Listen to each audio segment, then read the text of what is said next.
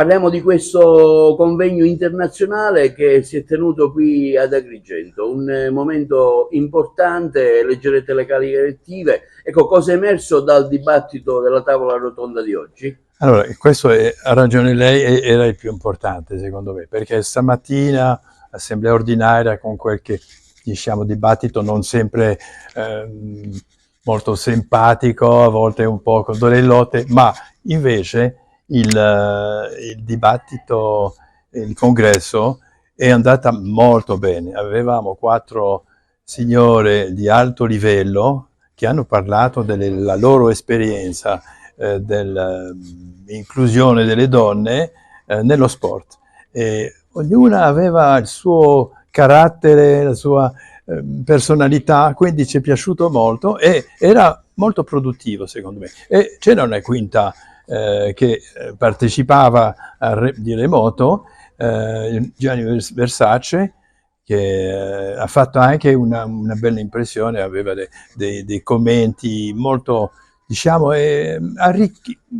arricchimento per noi, Sì. veramente. Sì. Che messaggio parte dal Panathlon International ad Agrigento, futuro capitale della cultura 2025? Allora mi sembra è proprio il momento idoneo, perché facciamo questo congresso non sapevo prima di venire che fosse la capitale della cultura, quindi lo sport è cultura e quindi penso che abbiamo l'occasione di portare lo sport come elemento della cultura, un elemento in più per il riconoscimento che fanno ad Agrigento. È uno dei valori importanti per il Panathlon promuovere lo sport, con una carta dei doveri addirittura che vedo dei genitori e dello sport. Sì. Quanto è importante, diciamo, parlare di sport, promuoverlo anche verso i Paralimpici, insomma una serie di iniziative interessanti. Sì,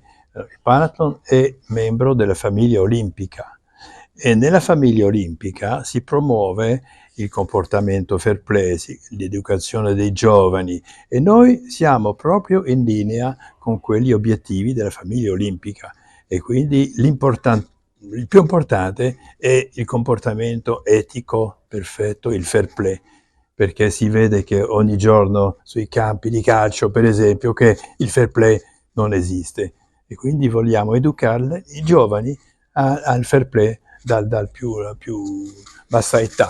Leggo che c'è stata un'iniziativa Diversity, Equity and Inclusion in Wii Sport for Women, per le donne. Sì. Questo era scelto, il tema fu scelto da un siciliano, Eugenio Guglielmino, che si era messo d'accordo con il nostro amico Giugiù per fare il congresso qui, e lui ha scelto questo tema, che è un tema di attualità ovviamente, perché questo tema esiste da tanti anni, tanti secoli, diciamo, che abbiamo visto oggi proprio che una delle signore che viene dal Camerun ha raccontato come nel Camerun siamo ancora lontano dal riconoscimento del valore delle donne, a parte le donne che stanno a casa. Che messaggio lancia il presidente internazionale del Panathlon verso il mondo dello sport da Agrigento? Allora, direi che l'importante è di coltivare il fair play, coltivare i valori dello sport, è quello che mi auguro che sia fatto nello sport di Agrigento. Presidente Mauro, a caldo, un piccolo bilancio di questo congresso internazionale che si è svolto ad Agrigento e che ha visto l'elezione del nuovo presidente.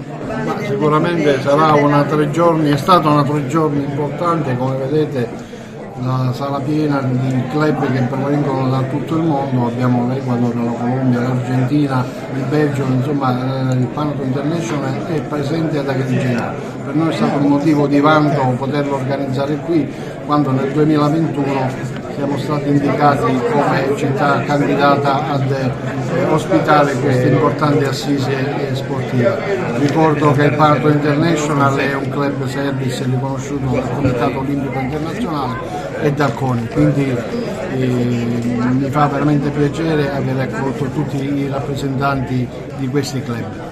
È stato per noi un motivo importante, soprattutto per la promozione del territorio agrigentino.